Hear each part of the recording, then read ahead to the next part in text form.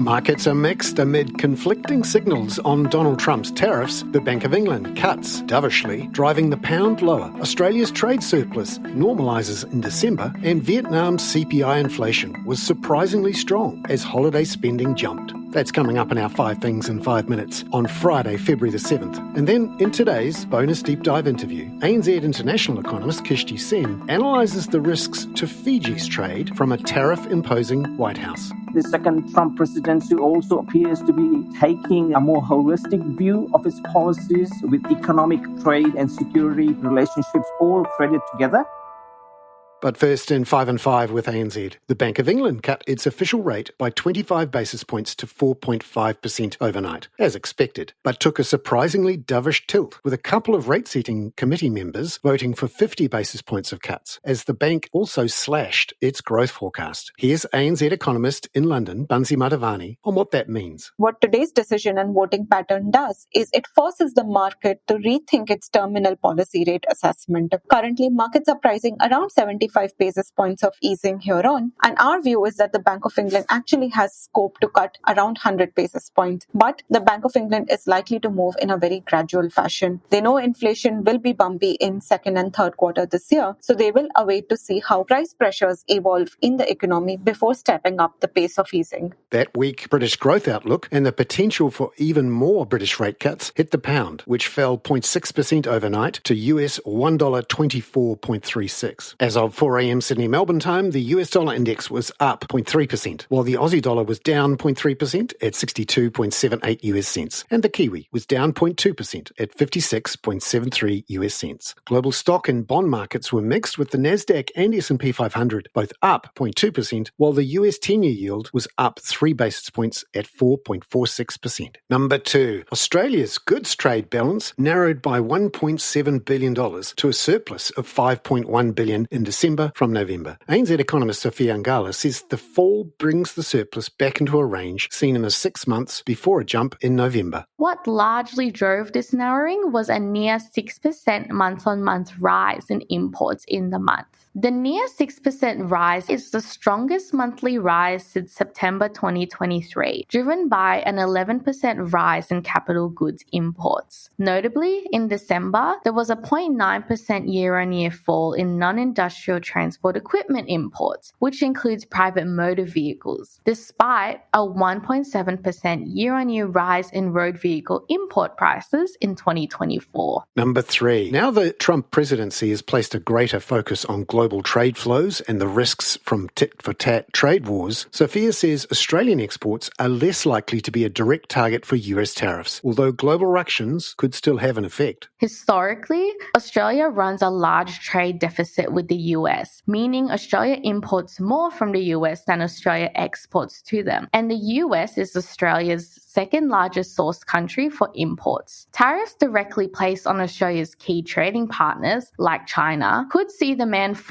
for Australian commodity exports. But in the past, Australia has redirected goods exports, such as meat and coal, relatively easily. We'll be watching the trade balance over the next few months to see how this trade uncertainty unfolds on Australian exports. Number 4. Thailand recorded annual inflation of 1.3% in January, within the central bank's 1 to 3% target band and up from 1.2% in December. Core inflation was 0.83%. ANZ economist Crystal Tan says rate cuts could be coming. On the whole, price pressures in Thailand remain modest, and inflation is not going to be a hurdle to monetary policy easing. Coupled with an uneven economic recovery, we continue to see scope for the Bank of Thailand to lower its policy rate further. However, its preference to preserve its policy buffer has reduced the odds of an imminent cut. Number 5. Inflation in Vietnam overshot estimates, an annual rate of 3.6% in January compared to a consensus forecast for 3.1%.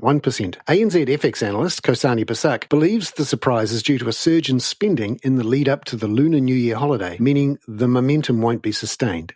Recent labor market weakness and declining cost of petroleum imports indicates further downside risks for inflation. Promoting macroeconomic stability and maintaining inflation within the target is among the top priorities of the central bank. If inflation pressure rises, the central bank will have a challenging task navigating between maintaining domestic activity momentum and control price pressures. Kosani Pasak there. Now, in today's deep dive interview, ANZ international economist Kishti Sen looks at whether President Trump's trade policy could be felt in the Pacific, with a particular focus on Fiji, which has a trade surplus with the United States. Here's Kishti talking to Alex. Widespread application of higher tariffs by the United States could result in exporters into the US responding with their own tariffs on American goods coming in. We've already seen China responding with their tariffs on targeted US imports into China. More tariffs and retaliatory action could envelop into an ugly trade war, and that's the channel through which Fiji will get caught up. A trade war will disrupt global trade routes and potentially derail global growth. That's something that we are not forecasting, but the risk is there, and that could see fewer visitors coming to our shores. Having said that, it must be remembered that Trump's thinking around trade policy is not your conventional thinking. He's a president known for his outside-the-box thinking, and his presidential style has often been described as transactional. So he's a businessman, after all, who relishes the art of the deal. So in his last term, even China showed a willingness to engage with him when it negotiated to save a giant Chinese tech firm. Now, only time will tell whether Trump's focus on tariffs is a negotiation instrument to achieve better outcomes for the US. Now, if that is the case, a trade war and global recession will be averted, which will be good news for Fiji. Fiji has this trading relationship with the US through the Indo-Pacific Economic Framework, or IPEF. How would it affect Fiji if President Trump were to withdraw from this deal like he did with the Trans-Pacific Partnership? Look, I don't think Trump's withdrawal from the Indo-Pacific Economic Framework will hurt Fiji. Prior to this economic partnership coming into force, Fiji's exports to the US was on an upward curve thanks to its bottled water, kava, and perfumery product exports. Now, I can only see Fiji's volume and value of exports to the US getting larger in the future, simply because the demand for Fijian-produced goods still remains strong in the United States. And so, given that trade surplus, and we know how President Trump likes to do deals with countries in a sort of a one-to-one fashion, do you think Fiji will be targeted by the new administration to try and get that better deal for the US? No, we do know that President Trump does not favor multilateral trade agreements, and we also know that he likes to do a one-on-one bilateral trade deals with countries. He is initially taking aim at those countries that have a large trade surplus with the US. In other words, they sell more or a lot more goods into the US than they buy from the US, and countries like Mexico, Canada, and China fall into that category. Trump has often accused these countries as not paying their fair share or of taking advantage of the US. Now, he will try and do a deal with these countries to shore up US manufacturing base as well as jobs. As you mentioned, Alex, Fiji does sell more to the US than it buys from it, but in the overall scheme of things, Fiji's trade surplus is tiny, very small compared to US's